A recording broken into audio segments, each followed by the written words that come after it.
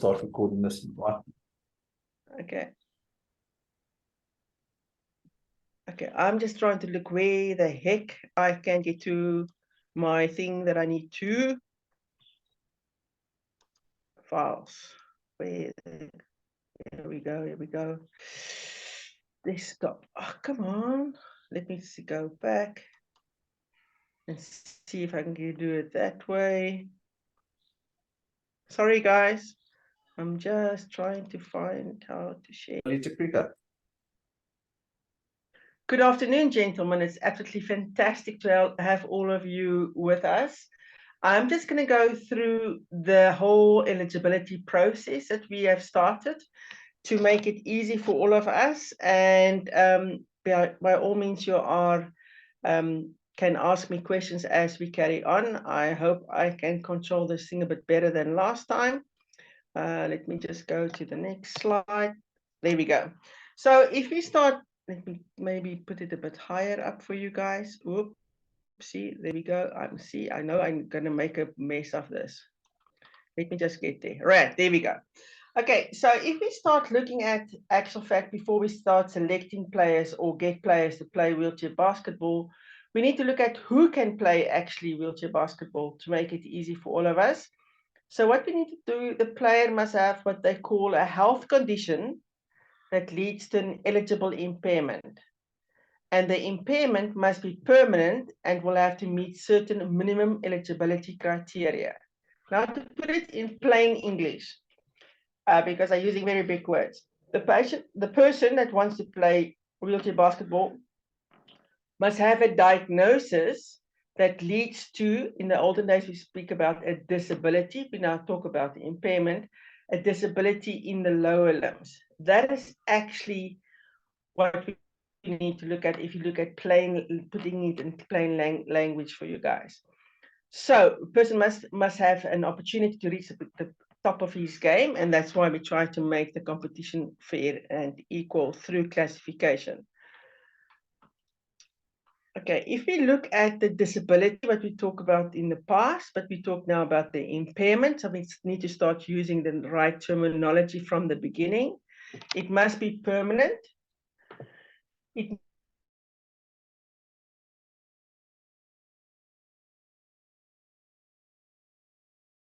Loleta, we've lost your sound.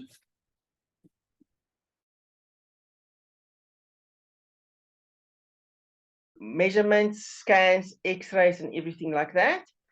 And of course, if you've got permanently pain in your lower limbs, it's not considered as criteria to be eligible for wheelchair basketball. Right, so before the competition, and this is the process where all of you are at the moment that we need to look at, is before the competition, this forms, the player has to go through eligibility process. So there's 3 stages. The first one is stage 1 is done by eligibility assessment panel, and that is a group of classifiers that's either be classification for a long time and has been elected and selected by IWBF World to be on this assessment panel, and that is where all the forms needs to be sent to. So the forms goes to World. The panel look at the forms, and according to the forms, deemed if the player can play wheelchair basketball or not. So that is the stage 1, and that is where all the paperwork comes in that drives us all crazy, because if the paperwork is not correctly, then it delayed the whole process. The stages 2 and 3 is happening at the competition with the classification panel that is at the competition.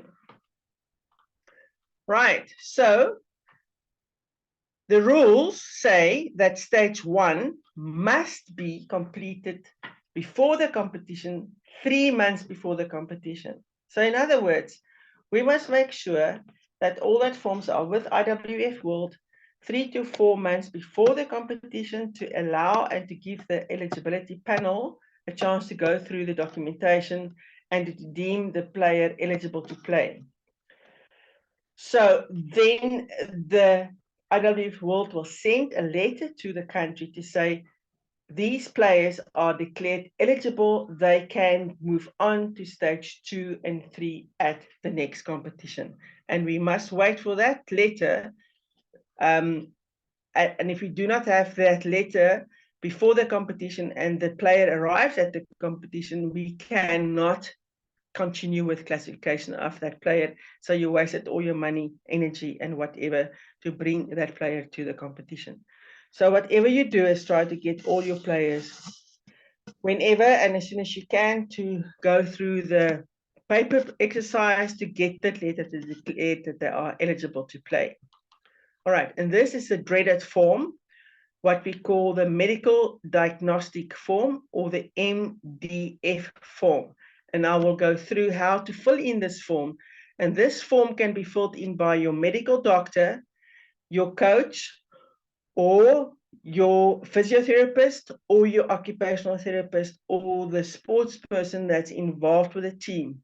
If it's one of the sports people and not a doctor that's filling in this form, we'll have to get the occupation of the person, of course, but the letters to explain the diagnosis must come from a doctor. But the doctor doesn't have to fill in the form as such. All right, so let's go through the form and explain to you how the form works. So this is just an example, okay? So the information that's on here doesn't belong to anybody. It's just a name and whatever, so I could explain to you how to fill it in. Gentlemen, the very, very important thing is you have to fill in the form correctly. Otherwise, it will all be sent back to you again. So quite easy. The last name, the first name, the date of the birth, the place where the person was born, the nationality, and tick if it's a male or a female. If the person's got a passport, you put the passport number in here. If he doesn't have a passport, you just say no passport at present. And then the proposed class is what you as a team or the coach or whatever think the player's points are, you put it there. Then the next one is to say, what is the health condition? As what, remember, health condition is a diagnosis, the medical diagnosis. So in this case, I made the person, whoever this person is, a polio person, that he had polio from 2 years old. If he's got a spinal cord injury, you see he was in a motor car accident in 1999. If he was a cerebral palsy, you say when, from birth. If he lost his leg, you can say amputee since 2001, and then the rest of the history you'll write down at the further down.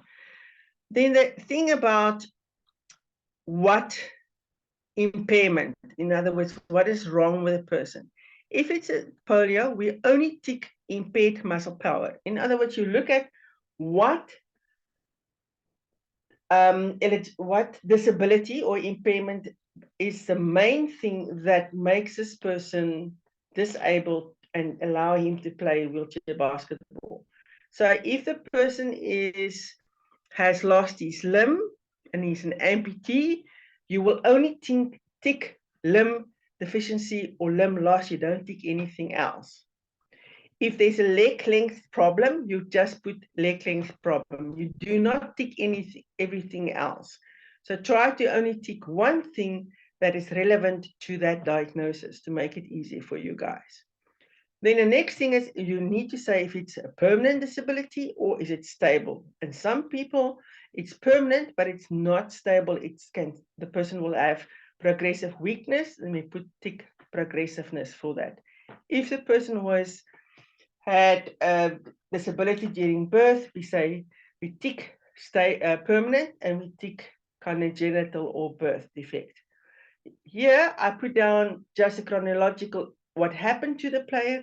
I say he had his polio in 1992, and he got weakness in his limbs, and I've included the muscle testing form as proof that the person has really got this disability. So you put down what is wrong, how it happened, and what forms are you adding to prove that the person is really got that disability.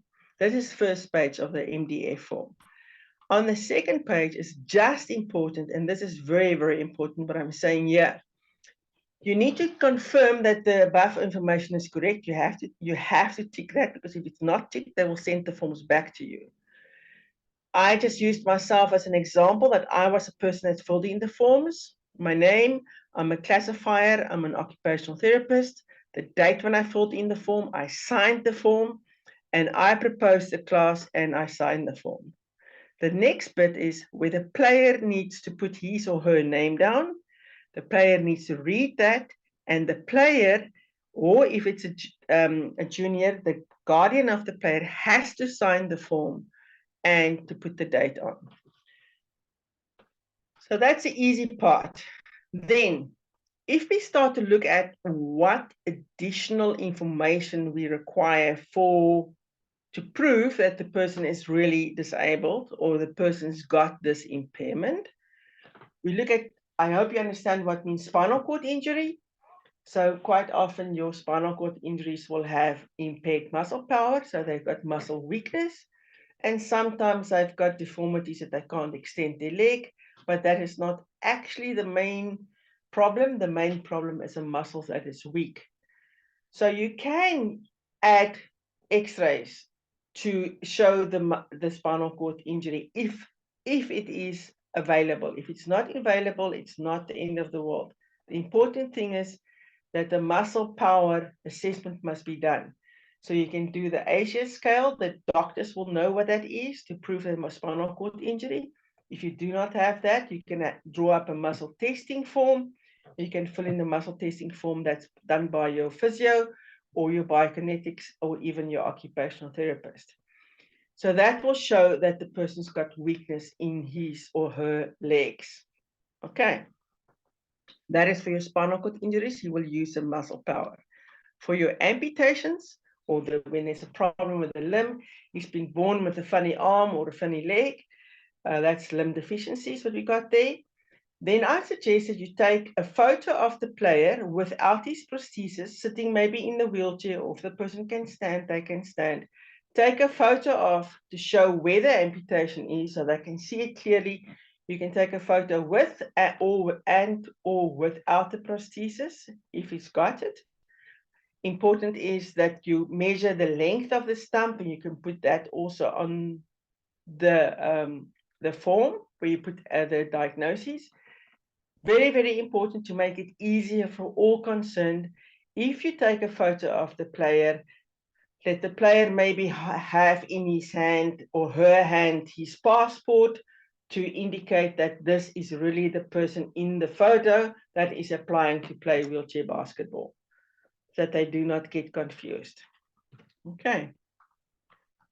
Right. When there's a different leg length difference in wheelchair basketball, the leg that is shorter must be minimum 6 centimeters shorter than the other leg. So if your player's leg is only 5 centimeters shorter than the good leg, you will not be eligible to play wheelchair basketball. Once again, in this one, you can take a photo or you can have x-rays. Again, whenever you've got x-rays, make sure that your player's name and his or her date of birth is clearly seen on the x-ray. We sometimes get some very grainy x-rays and no indication whose x-ray it actually is. So we need to have that clear. Okay. Then the terminology that you use for cerebral palsy, the ataxia, athetosis, or hypertonus, it all means just the muscles that's very tight. There's a specific scale or assessment that they do where they write down exactly how tight the person is and what is the gait assessment, what needs to be done to show the severity of the tightness of the muscles. Okay, I've got here an example for you that I've drawn up myself, that I've used in the past. So if you don't want to use the Asia scale is always good if you can have it. If you can't, then this one will be fine. This is a muscle testing form where you show if there's a problem with the upper limbs, you can fill that in. This side is the muscle power. On that side is the range of motion if there's not tightness in the limb because of the joint that's not working properly. and this is the lower limb. Important that the date of the assessment must be written down, the name of the person, and actually what is a person. Is he a physio, OT, doctor, ex-player, coach, whoever filled in this form, and the signature must be on the form as well. And this is a very important, this is an Asia form that's normally done by the doctors in the hospital or even at home afterwards when it's a spinal cord injury. So they can show immediately where he or she can feel or not feel, and what muscles are working and what muscles is not working. So it's quite good to have this. If you can't fill it in, then the other basic form will help us as well. Just didn't give you the form, the specific form here, just to show you that this is a scale they can use. Your physio should be able to know what this is, what I'm talking about. The last bit of form that must go with all your forms is what we call the athlete's agreement form, that also must be included in full and signed. So you need to fill in the detail of the player there. Again, vitally important, the player needs to sign, and you put the date there, and on this form also the player needs to sign and the date. So if the player is not signing this, they will not accept these forms. All right, so that is all the forms that's driving us all nuts. That needs to be done 3 to 4 months before the competition. It needs to be sent to IWBF World. And right at the end, I will go through the process, how to do the uploading. If you really get stuck, I would suggest you try to do it yourself. But if you get stuck, you can ask Jerry to assist you with this. But the whole process of learning is that you try it yourself. Right, now, 1 to 2 days before the competition, we will start with stage 2. Now you're at the competition, and before you actually start competing, the following needs to happen. So we have now got the forms, we've got the letter from IWBF World to say the player is eligible, and now we need to actually check what the MIC is, the minimum impairment criteria. And that is done by the classification panel at the tournament. So once again, the player needs to go through stage 2 before he move on to stage 3 and be able to play wheelchair basketball in competition. All right, so what is stage 2? And then stage 2, there's also 3 stages in between that I haven't explained here, because that is for the classification panel. And I think our friend from Zambia, when you were observing us, this is what you've been seeing we've been doing. Is we test the muscles, we let the player do something with the ball. We say, okay, you're class 3, and they have the training session. And we say, okay, fine, you can start the competition as a 3-point player, and we observe the player. So at stage 3 is during the competition, especially the training and the first games, the player classification panel will look at the player, and we will decide, is that really the correct class for the player to make the competition fair and equal? And does it comply to all the fundamental classification rules determined by the IWBF classification manual? Okay, and that is where how do we do the allocation of your sport class? So in the first one, we look at, has the player attended an evaluation session? No. Then his sport class will be new. That will be on his on the database. If the classification panel is happy that he has done the code and he's done it, then we'll get his sport class will be confirmed. If it hasn't done it and we need to do further investigation, we'll have a review. There's a CR. And once again, if they're still not happy, we will have a sport class with a specific date when the player needs to be assessed again.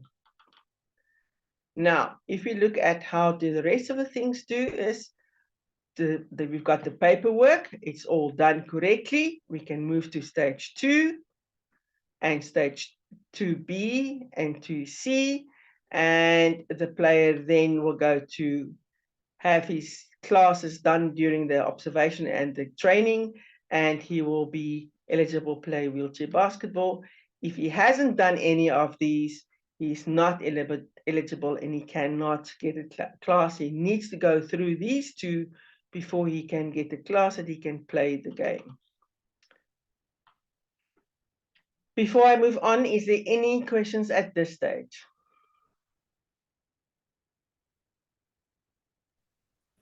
Go ahead. Yeah, Yes?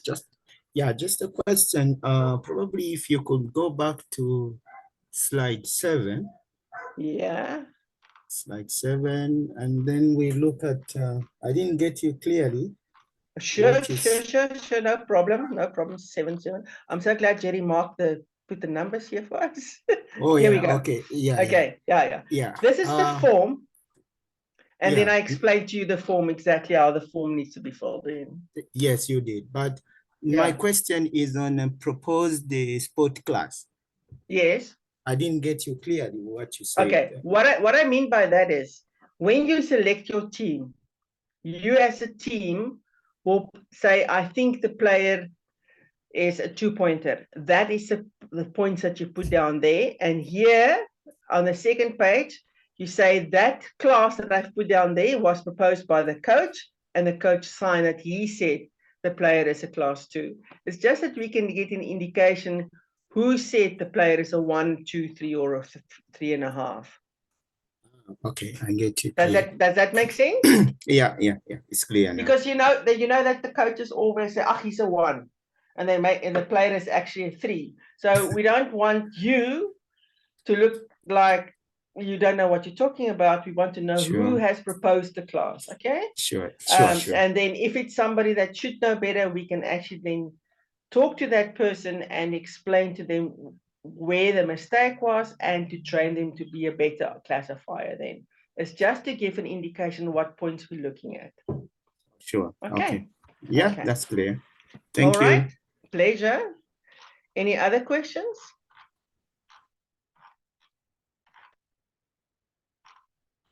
All right. Then we go to this dreaded next step. How to upload the documentation to IWBF World.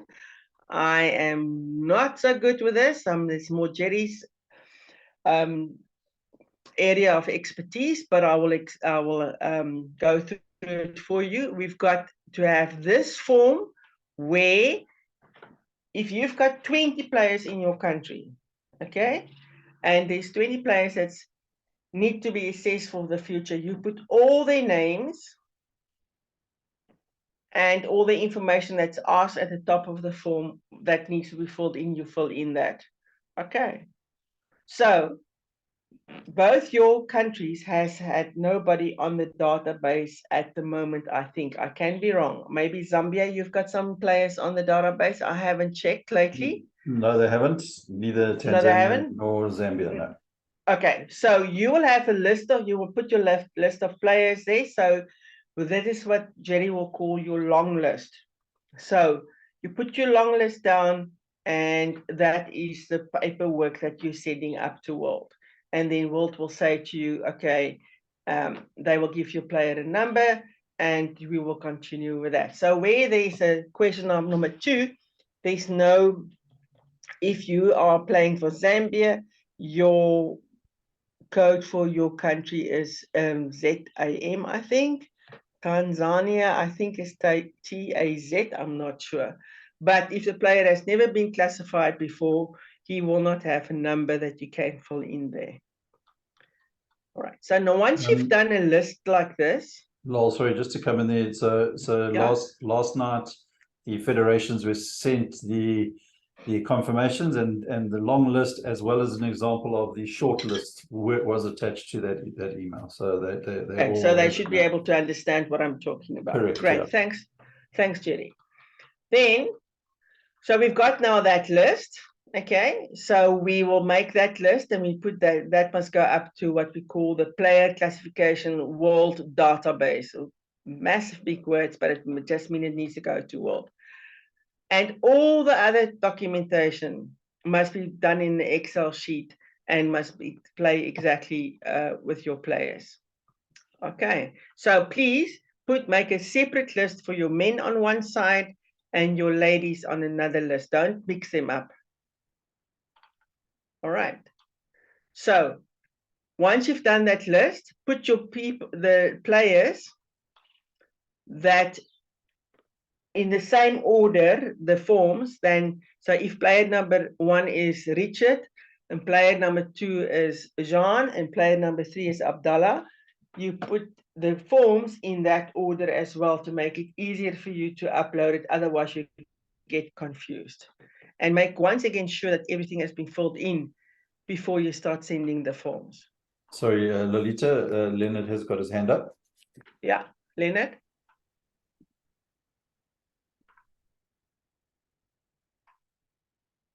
I'm not hearing anything. Leonard, go ahead with your question. Unmute your mic.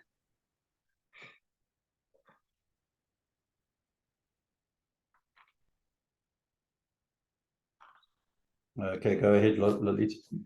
Okay, so once again, make sure that everything is filled in and that your player has signed the form. Then there's one more documentation that you play. Yes, Leonard? Yes, thank you. I want to take you back to stage number 3. Yeah. Where, competition classifiers panel seat. Yeah.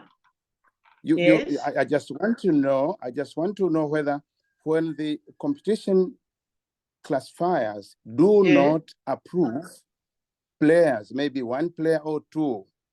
Yes. Will this player not participate in this competition? So to prevent that from happening, Leonard, that's why we were waiting for the tick from IWBF World to say, according to the forms that's been sent to them, that the player is eligible to play. Yeah. So then, when at the competition, maybe what will happen, the class that you propose will change. But we cannot kick the player out if IWBF World's assessment panel has said, according to the paperwork that was sent, the player is eligible. I hope you don't, but if there was somebody that filled in the incorrect information on the form, in other words, the form we've got and the player in front of us is not the same thing, then obviously we cannot continue to assess that player. So the documentation that goes with the forms must be the correct ones for the correct player, so we do not have a situation that the player arrives and it doesn't make sense what we've seen on the forms. Okay, now if I'm just supposing if a number of players at the competition classification panel do not approve a number of players, say 4 or 5, can the whole team be disqualified from this competition? What do you mean approved? In other words, I mean, if the competition classifiers panel do not confirm or approve the forms that came from a certain country for the players. Okay. And so the number of players who have not been accepted or confirmed is big, like 4, 5, 6. My question now here is that if this happens, can the country be disqualified from this competition? Well, luckily that hasn't never happened before, and hopefully it never happens in the future. So what I'm trying to say to you, Leonard, that should make you feel more at ease, that is, if the player has not received a letter from IWBF World to say he or she is eligible to play, do not bring that player to the competition. But if there's a letter from IWBF World that was sent to the country, and I quite often get a copy of that letter where they say player 4, 5, and 6 is deemed eligible, then I, at the competition, cannot say he's not eligible. Then I need to classify him and then maybe change his points from what you approved, but I can't kick him out. That's why it's important that the forms correlate with exactly what your player looks like.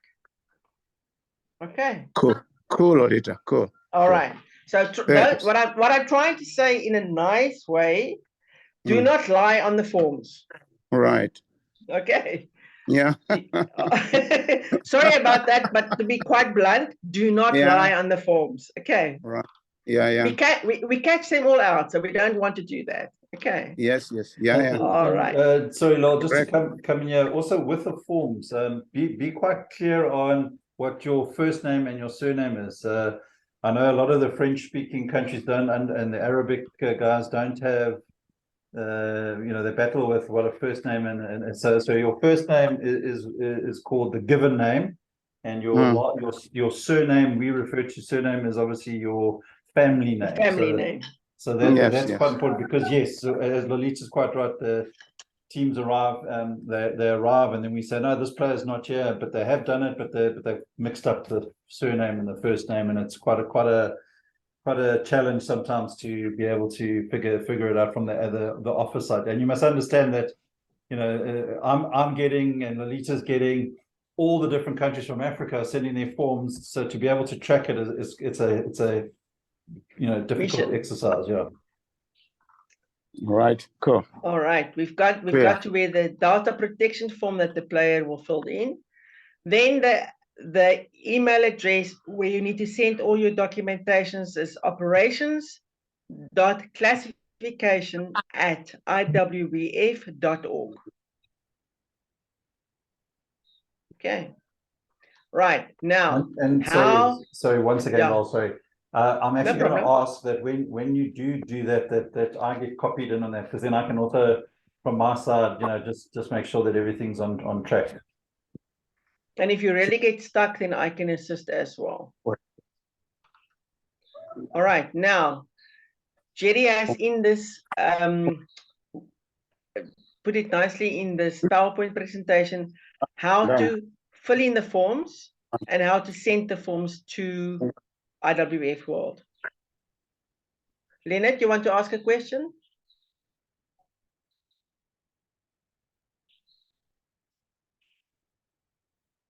Okay. Right. How do you send the stuff up to IWBF World? You create a folder on your computer for each and every player, and in this folder is all the forms and all the documentation, and then you name the folder according to the number of your player. So if your player is number the forms, the first player's name is Leonard, and you put in that's his number, the code of the company, and where he's coming from. The family name is in capital letters, and then the given name. So here's an example. So player 1 is coming from, is it Swiss or where is it? I don't know, I can't remember which country this is. Switzerland. His family name is Smith. Then you do an underline, and his given name is John. So for every player, you make a file on your computer, and this is where you put all the documentations for John Smith into this folder. Okay. And so here, Jerry has shown you exactly how he made a folder for South African men, and the one for South African women is separately. So this is all the men from South Africa.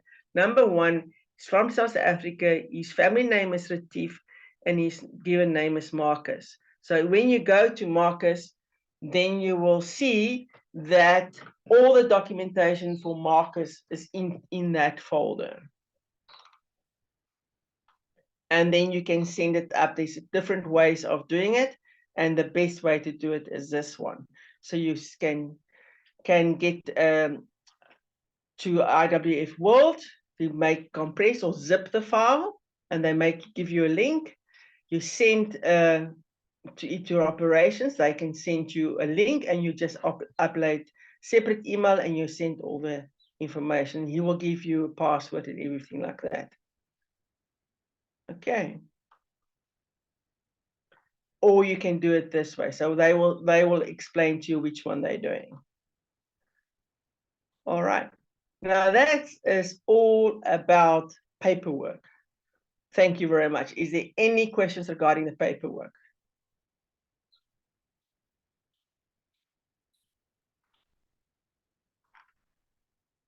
Somebody is talking without putting a unmuting his mic.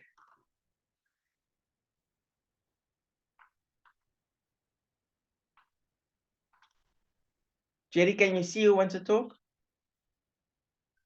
No, nobody. You can carry on. Okay, right, fine. This is all about the paperwork, and we're gonna go out of here. All right. Okay, any unhappiness, any uncertainty, anything else about the paperwork that any of you guys needs? Looks like we've lost Tanzania. I think All right. Sufyan is Now- still there, so it's fine.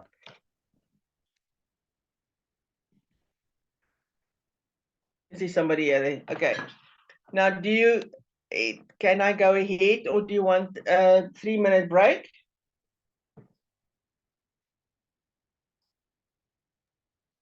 I think let's push through, Loleta. Okay, Yeah. can I get?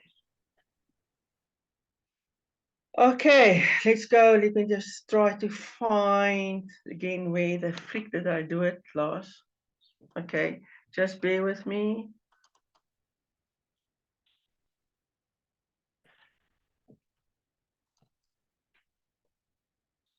Come on, open up.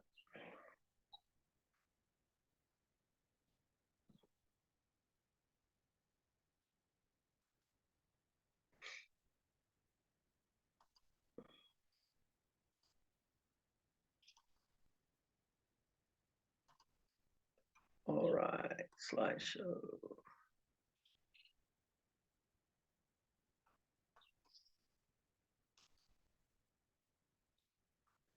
Okay, now let's look at what is actually the classification system. How do we classify?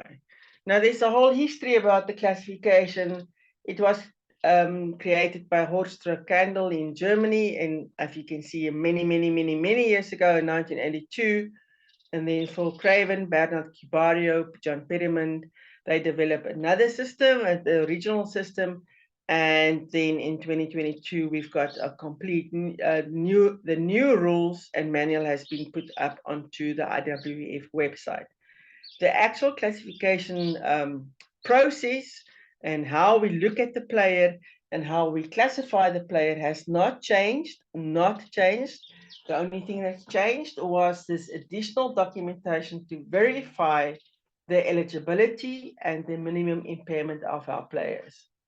Okay, so we are classifying players and we give them a point or a class from 1 to 4.5 with half points in between. And the playing points is to see who is on court. So if you've got your 5 players on court, you add up the points of the players on court. It cannot be more than 14 points. It can be below 14 points, but not above 14 points. So what are we trying to do with classification? We want to make sure that the team balance is correct. We equalizes each team's impact of impairment and to make sure that the outcome of the game is to the athletic ability, and we trying to make the competition fair and equal. That is actually what we want to do. All right. So we classify them according to points, as I said, 1, 2, 3, and 4, with half points in between. So that is the half points in between has happened because sometimes some of your players got some movements that does not really fit exactly the criteria of one class, but it also does not really do the other class. So we give them the half points in between. To make it easier in the beginning, but it's not cast in stone, and we're talking now of laypersons, that's why I'm using this terminology for you.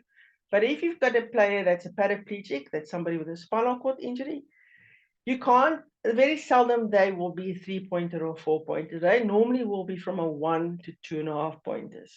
Your polio players that's affected mainly with the lower limbs, and they've got some movement in their hips or whatever, they will be 3 to 4-point players. And your amputees and lower limb disabilities or impairments will be your 4 and your 4.5-point classes. Okay, what are we looking at while we classify a player? What is the most important aspects? What is the classifier looking at? So we're looking at volume of action and pelvic stability. When there is also upper limb impairment involved, and it's significant, we will look at that as well. And it can be that the player's points will be adjusted to take the upper limb impairment into consideration. Okay. So what are we? So we're looking at volume of action. So it's a trunk, lower limb, and upper limb function. What we're looking at. So what is volume of action? It's quite a big mouthful of words, but it's actually very basic. It explains how far the player can move his body, trunk is his body, in any direction with control and being able to return upright without holding or to support himself while he's doing the movement. So we talk about the vertical plane, forward plane, or sideways plane. Your vertical plane is also called rotation, just to make it easier for you. In other words, if the player is sitting in his wheelchair, can he turn his body to look towards the back or not? Can he do it to the left? Can he do it to the right? And to what extent he can do it, he or she can do it. Forward plane or forward movement, can the player move forward with his body on his legs, and can he or she come up without using his arms? And sideways planes, if he's sitting in a chair, can he reach to the side to get the ball and come back up without using the wheelchair or his arms to help him pull up to the upright position? That is volume of action. To explain on a picture, it's quite easier if you look at it from the side. If you look at your class 1 player, you will see it's like a cylinder, and they can only really, with confidence, go to the middle of their thigh forward, and then they need to lean back in their chairs. And this is the amount of volume of action that your class 1 player can do. So you can see it's a very small base that they can do. Your class 2 players got rotation to the side, where class 1 does not have it. And a class 1 can move with confidence forward up to the level of his or her knees. And then they need the hands or the wheelchair to come back into the upright position. Your class 3 players got rotation as well, and they can move forward with confidence to the level of their toes and come back up without using the hands or knees. Your class 4 players got all that the class 3s got, as well as going to one side, very good, and not to the other side. If we're looking at from the top, you will see once again the small area that your class 1 player can move around in with confidence without using the wheelchair or his arms. Class 2 player, you can see a little bit of rotation. Class 3 to the front, class 4 only one side, and class 4.5 is the whole lot you can do. It's like me or you, there's nothing wrong with us sitting in a wheelchair. If it looks very easy, I made a summary of that picture for us. Class 1 has got no volume of action it cannot rotate at all. Class 2 got some rotation in the vertical plane, and they can go a little bit forward, about 45 degrees to the front. Class 3 player can no problem in rotation, and forward plane is to the feet, as I explained. And your class 4 can rotate, and they can go forward, and they can go to one side, and class 4's got no problem with volume of action in any of the areas. Now, as you can imagine, if you're sitting in a wheelchair and your hip muscles is not working, then you will not be able to be stable in your wheelchair. And that is what we call about pelvic stability. So to make sure that your player is stable and secure in his wheelchair, that's why quite often we use straps, but we also need to look at the stable base of support to give the player the ability to use all his functional ability as much as possible, and to have always control of his movement in his trunk, and to optimize everything that he can use in his volume of action. So if we look at passive pelvic stability, in other words, that is a guy that's got no movement around his hips, and he's got virtually no muscles in his trunk or his body. So he's got no muscle control really to make sure that he's stable sitting on a flat surface. So what do? We tilt the chair that the knees will be higher than the hips. We talk about a bucket seat. And though there's no muscle movement in the legs whatsoever, and we angle the seat, the bucket seat, and that way of sitting will give your class 1 to 2.5 point players the best possible sitting position to ensure that they can use all their volume of action to the maximum. Your class 3 to 4 do not need an angled or a bucket seat. They can sit on a flat surface or fairly flat. They don't need lots of support with the backrest. Quite often the backrests are very low as well, and they've got enough control of their body to move in quite a lot of areas, and they quite often have got some movement in the hips or in their legs. So now we know that the player is sitting properly in his chair, and now what are we looking while the player is playing? And we need to look at what movement is important to play wheelchair basketball, and can he do those movements to the best of his abilities with sitting stable in his or her wheelchair. So we need to look at how is the player pushing his wheelchair, where does the pushing action come from, how much does he use his body, and all the rest of the things. What happens if he needs to brake or pivot a turn quickly? What happens with his body? Does he lean back in his backrest?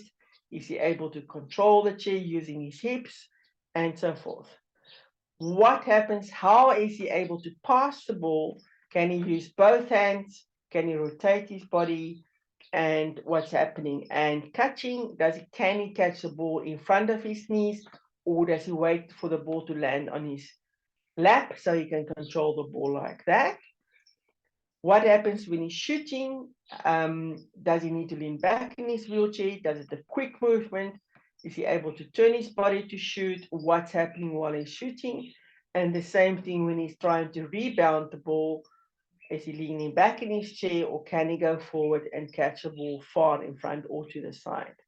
And of course, the most important, but we're not supposed to have, but it does happen in wheelchair basketball. What happens if there's contact with his wheelchair from the front or the side? Is the player able to maintain his upright trunk while he's sitting in with the contact? All right, so what I've done is I've made some pictures for you. Actually, Anne Lachance from Canada has drawn these pictures, and I'm using that very successfully to explain to you guys how you will try to set up your player in the chair to ensure that he can use his trunk and his body to the maximum, so he can play the game without fear of falling out of the wheelchair. So your class 1 player will have quite a high backrest. Okay, I don't know if you can see my cursor over there.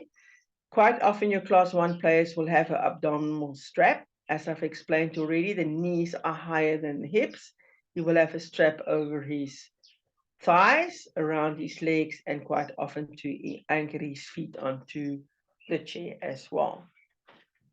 Your class 2 player backrest will be lower than the class 1, but it's about till the middle of the last rib, a little bit just below that or just a little bit above that. Again, he will have a pelvic strap, not necessarily abdominal strap over the thighs and over the feet. Your class 3 player, as you can see, can move forward quite a bit. His backrest will be much lower, till about just above the height of his hips. He will need a pelvic strap and so on. And then your class 4 player will have a very, very low backrest and just a strap over his feet and the thighs. And here is some classes, pictures to show you how the players sit in their chairs. Wait, I think there we go. And there's the pictures. You see the class 1, class 2 player, and your class 3 player, and your 4 player, 4.5. What happens when they're pushing? Your class 1 player will move quite a bit with his head. He will have a high backrest. He will looks like he's moving forward with his body, but he's actually falling forward, and he's using his arms on the chair to push himself back upright again. Class 2 player will move the top part of his body away from the backrest, but the bottom part will still be against the backrest, or otherwise you will see what I call the dolphin movement, where you will see he go forward and he will make like a curve to go up, back up. Here you can see the curve go up, and he'll use his hands to get upright. Your class 3 player will be able to go completely forward with his body and come back, and your class 4 and 4.5 will completely go back, and they will be able to rotate when they're pushing. I've got some pictures again to explain what I mean by that. Look at the class 1 player's head is forward. Class 2 player is about 45 degrees forward. Class 3 is completely forward, and class 1's got absolutely no, class 4's got no problem moving his whole body while he's pushing the wheelchair.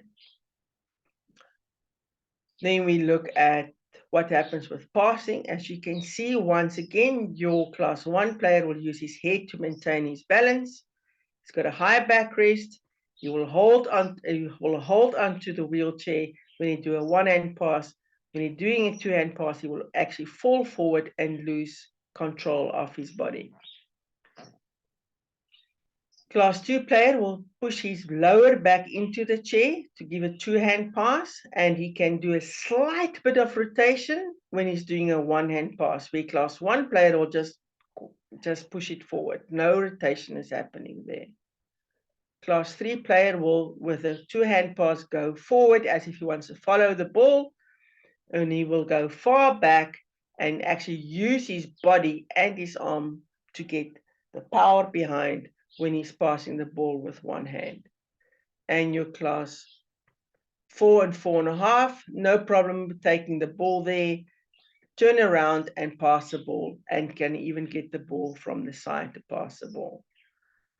I try to give you some examples with pictures. You can see your class 1 player leaning completely back and trying to push, and your class 1 player over there.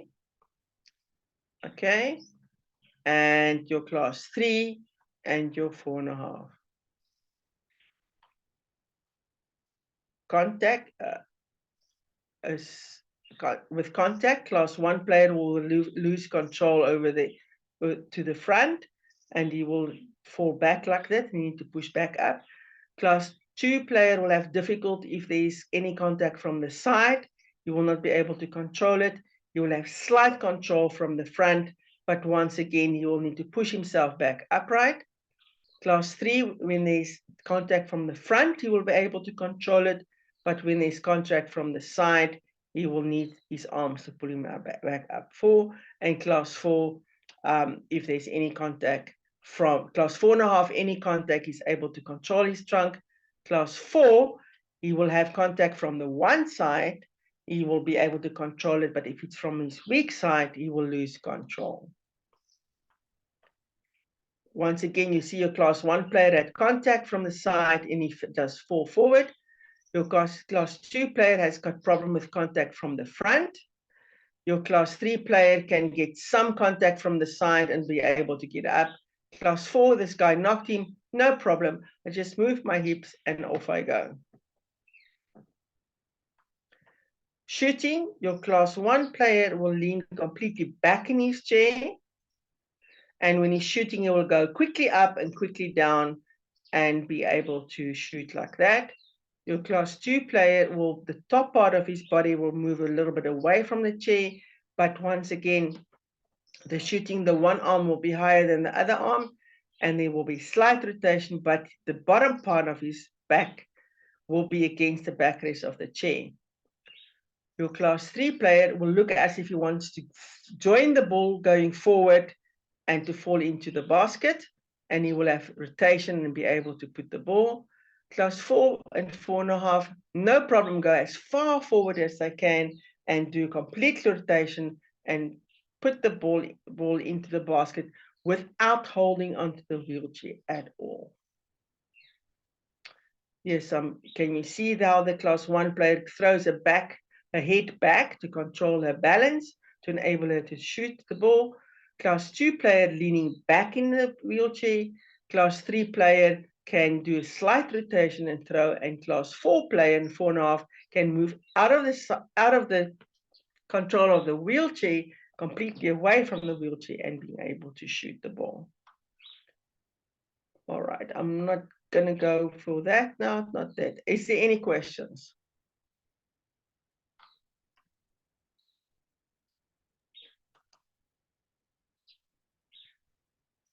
No questions? Nobody? We're writing the exam now. Ritual, Leonard, did it make sense to you guys? Yeah, definitely does make sense. And I think one important thing that I've seen is that when it comes to classification, trunk control becomes very paramount. Mm-hmm. So, yeah, I think that is the message that I've seen so far, which is just very, a minute, very please. Just a minute, please. Yeah. Rosak is no for you. With the crisis, I quickly had to deal with the problem at my front door, but it's sorted out.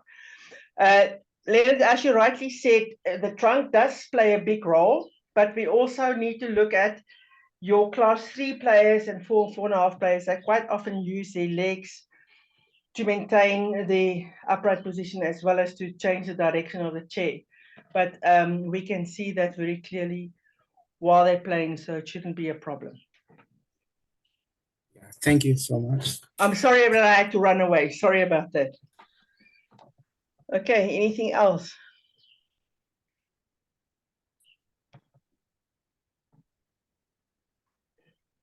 Leonard, you're good. Tanzania, any other questions? Doesn't look like it. Jeffrey, you're okay? Understood everything? Yeah, yes, okay. I'm saying Following. Good. All right. I'm so glad you understand it. Sure. Correct me if I'm saying your name wrong here. Sufyan, is that right? Yeah. So far for me, there is no more question till I'll get a copy of these conversations. You've recorded it, Jerry, so they're able to go back to it? Yes, and Lol, if you could maybe share, if you could share the second presentation. I've got the first presentation, then I can send it on to them. You mean the second one? Yeah, the second one that you did. If you can just share that with me, I'll attach the recording of this meeting along with the 2 presentations so that they've got a hard copy and obviously the okay, so what I will do is, Jerry, afterwards, I'll quickly email it to you, okay? Perfect, all right. Yes. Loleta, sorry, Loleta. Yes, Leonard. I can see a difference between classification player number 1 and 3 and 4. Mm-hmm. But to be honest, I have been following up your presentation. I completely do not see difference between classification 1 and 2.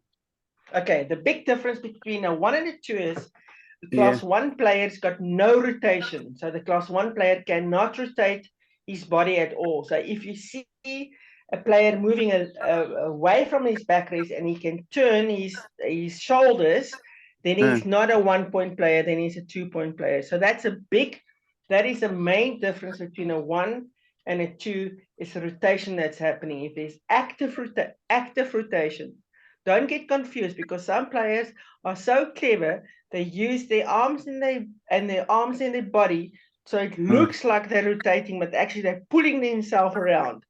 Now, they're not class 2 players, but if the player can do it without using if the player can turn like that without using his wheelchair, then quite possibly he's a 2-point player. That makes sense to you.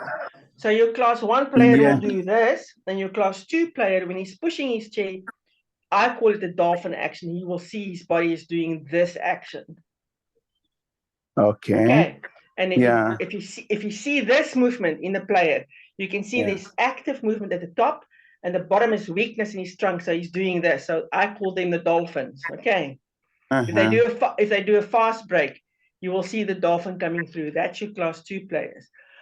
I know that sounds horrible, and it's not maybe the right way to explain, but I will say your class 1 player, they are the chickens or the doves, because when they're pushing, you see just a head going up and down, just like a chicken looking for food, because that's the only, they can't get that action. Can you see my picture? You can see my picture if I do that. That's the class 1 player, and your class 1 will be that. Your class 3 player with his trunk will go down, and he will go up. I call them the giraffes, so they can go flat down with their bodies and come upright without using his or her wheelchair. Okay. Your class 4 players can go forward, up, and he can go to the one side or to that. So you can see he can go to one side, your 4-point player. Your class 4.5 is like me and you sitting in a wheelchair. There's nothing wrong with us. We can do completely turn around. We go up and down, and there's no problem with us. Okay. Does that make sense to you? Yes, at least now. That's why it's difficult to do the Zoom, because you can't see me while I'm talking. I'm doing all sorts of things with my body. I look like I'm playing a clown here for my pictures against my wall. Repeat 1 and 2. Okay, 1 looks like a chicken when they're pushing. Okay. Class 2 looks like a dolphin. Okay. Looks like a dolphin. Okay. So, and a class 2 player can rotate his body. He can turn. Okay. But just the top part of his body. Class 1 cannot do that at all. Right. Okay. If you talk about spinal cord injury, that is normally your players whose spine is broken between what we call level T4 till T8. Cool. Okay, so you know if it's a T4, if you are medically orientated, T4 to T8's got no tummy muscles. They just got a little bit above around the diaphragm, but there are no tummy muscles. Right. Okay. Okay. Thanks a lot. Thanks. Pleasure. I'm glad I could explain that to you. Yeah. Just one thing, Loleta. Yes, Rachel. Yeah, I think it's good that you emphasized on that point, classifying 1 and 2, because there's what we call compensatory movements that you see these athletes, perform. So instead of where they don't have an ability to turn or rotate, actually they would compensate that by making a movement using the upper limb. So you'd find that you might confuse it with class 1 and class 2. Yeah, it's good that you emphasized on that point. Yeah, so you need to be very careful when you observe the player. I would say, if you're not sure about what points a player is, try, I don't say make him a 3, but if you're not sure about a 1 and if he's a 1 or a 2, maybe propose him then as a 1.5. But in your mind, when you come to the competition, think the player will possibly can be a class 2 player, just to make sure that your composition of your team is still correct. Otherwise, you're going to have a problem. Okay. So, but just be aware of the sometimes it's difficult to see if you're not used to observe players. I would suggest for you guys, if you really want to understand, is there are clips available on the classification website of IWBF World to look at the video is also there on the website about classification and how we do that. So take your time and look at that video as well. I think it's because what I've given you is a very shortened PowerPoint presentation, because the real one is over 100 slides, and I've taken and I combined the slides. But if you go to the website, the video about classification is available that explains exactly what's going on, and you can use that together with my PowerPoint presentation to assist you.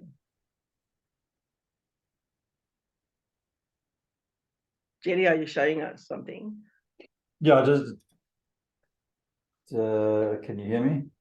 Yeah, I can hear you. Yeah. Just I'm just opening up the website just so we can show them where to find it. So obviously that's IWBF.org. You then go to our game, and then you go down to classification, and then there's different options there for you to have a look at. Where would we go for that, Lol? I think it's I think the not the master, the player evaluation process is done there, and that I think they quite often you will be able to see it as well. I think. Oh wait, sorry. I think it'll be here. Yeah. The process, and then somewhere will be there. We go. Okay, so yeah, obviously 34 minutes long, but that's where you can view this video, and it's very useful. I think this one is this one that you're showing at the moment is the whole yeah, it's looks like they're looking at the process of classification, but there is also one there's also a video. There used to be a video to explain the whole process, the classification as well. But you can see if they do this or the process, the evaluation process, they can look at that as well. And then whilst I'm here, guys, if you go in here and you're wanting to search to see if any of your players are on the classification database, you click onto classification, and then you see something called the master list. And if you click on the master list, it brings up every single player on the IWBF that is a member. That is eligible, and you can filter it. So if you click on filter, you can say I want to check all the men players for, and I go Zambia. All right. You click on Zambia and you say go, and the players that you have will be listed there. So obviously, just to confirm, Zambia doesn't have any eligible players at this stage. And then you can again go back to filter, and I'll give you an example. We'll just use South Africa as an example because I know they've got players. If I click on South African male players, you'll see how it comes up. So there you'll see the list of players, their country code, their surname, first name, their male, the year of birth, and then these are the sports classes that they've been given by IWBF, and then the sport class status, which Loleta explained earlier. And then, as you can see, there's several pages. So you can then, and then what you can do, you can actually print this out. So you can print out this list from there. You can save it as a PDF document, whatever the case is. So that's how you can double check. Can you check for us? For Tanzania, can you check for us too? Yeah. I'll tell you straight away. Nobody. But I will double check it. Where is Tanzania? Where have you gone? United Republic of Tanzania. United Republic. We're here. Yeah. Downside. There you go. United Republic of Tanzania, yes. All right. I'll go for all the players. There you go. Click go. And as you can see, there's nothing. So as Loleta was saying, before you leave for the tournament and you're taking players with, if they're not reflected, okay, it will be slightly different, Loleta, in the case of these zonal qualifiers. We are going to don't have to worry about the zonal qualifiers. We are going to assist with this process and get it done as much as possible. However, you're going now through to when we go through to the African Para Games or IWBF World Championship qualifiers or the Olympic qualifiers, whatever the case may be, you need to check before you leave and you enter your team. If players' names are not reflected on this website, that means they're not eligible, and then you'll need to follow up and make sure that everybody's you've got to then follow up and see what the reason for them not being eligible. Maybe they haven't submitted their documentation, or there's been a query on it, whatever the case is. So it's important that you double check everything here. Jerry, just go there to basics of classification, right to the left. Yeah, there one. Okay, I think there will be the video. No, it's also the process. Okay. Yeah, I think it's that's where everything is, and that's the rules and regulations, but they don't have to worry about that. So the video is available in all the languages, so it should be fine. Yeah. If I think if they go through this one, they will. I haven't looked at that video again, so I'm not 100% sure. But I mean, a lot of information. But if they've got if they really want to know about whatever and they're not sure, they can actually go there and ask questions. And if they don't, they can email me and I can assist them wherever they need to have some assistance. All right. Okay. Gentlemen, I'm available via email if you need any assistance. Jerry is also available. We will assist wherever we can. Unfortunately, I will not be able to be of any of the regional tournaments because I am actually having a well-deserving holiday after 3 years. And I'm actually out of South Africa. I'm going to New Zealand to visit family members. I will be back at the end of April. I will be leaving at the end of March, but I will still be available on email if you require any assistance. Thank you. All right. Thank you very much. Thank you very much. Have a blessed weekend. Be safe, and if need be, you need another Zoom meeting, then we can set one up via Jerry again. May I suggest I have sent those forms for you to fill out, the form. Maybe before you start getting too carried away, do a practice run and email it to me. We can double check it, and then you can take it from there. Cool. Okay. Thank you, everybody. What I'll do, I will upload this. I will upload this as a YouTube link, a private YouTube link, and I will email it to. I've got Lennon's email address. I've got Jeffrey's, and I've got those two email addresses. And then I'll ask you guys to forward it on to the relevant people you want to see this presentation. Don't forget the forms, Jerry. Forms. Which forms? Medical forms. Medical forms. This for players form. Yeah, I have. Where you put the list of 4 players. I have sent those out a few weeks ago, but I'll tell you what I'll do is when I send this link, I will attach the list that you need to fill out, the name list. I will attach the forms. I will attach the presentations and then a copy of this so that you've got it all in one place.